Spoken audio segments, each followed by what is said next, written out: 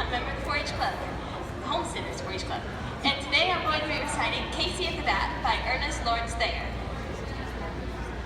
The outlook wasn't brilliant for the Budville 9 that day. The score stood 4-2 with about 1 inning more to play.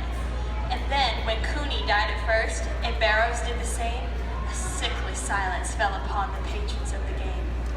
A straggling few got up to go in deep despair. The rest clung to that hope that springs eternal in the human breast. They thought, if only Casey could but get a whack at that, we'd put up even money now with Casey at the bat. But Flynn preceded Casey, as did also Jimmy Blake. The former was Lulu, and the latter was a cake. So upon that stricken multitude, grim melancholy sat, for there seemed but little chance of Casey's getting to the bat. But Flynn let drive a single to the wonderment of all, and Blake, the much despised, tore the cover off the ball. And when the dust had lifted and the men saw what had occurred, there was Jimmy safe at second, and Flynn hugging third.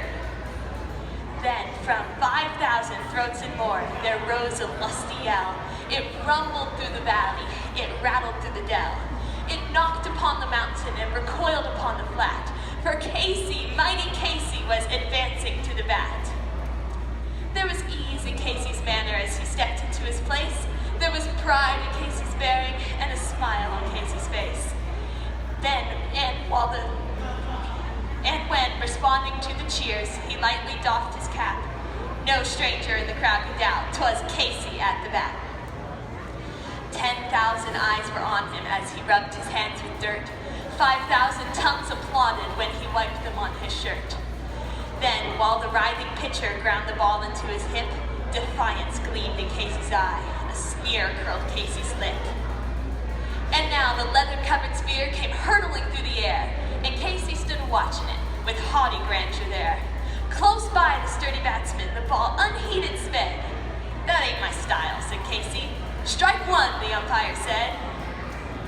From the benches, black with people, there went up a muffled roar, like the beating of the storm waves on a stern and distant shore. "Kill him! Kill the umpire!" shouted someone on the stand, and it's likely they'd have killed him had not Casey raised his hand. With a smile of Christian charity, great Casey's visage shone. He stilled the rising tumult. He bade the game go on. He signaled to the pitcher, and once more the spearboy flew. But Casey still ignored it, and the umpire said, "Strike two." "Fraud!" cried the maddened thousands, and the echo answered fraud. But one scornful look from Casey and the audience was odd. They saw his face grow stern and cold. They saw his muscles strain, and they knew that Casey wouldn't let that ball go by again. The sneer is gone from Casey's lip. His teeth are clenched in hate. He pounds with cruel violence his bat upon the plate.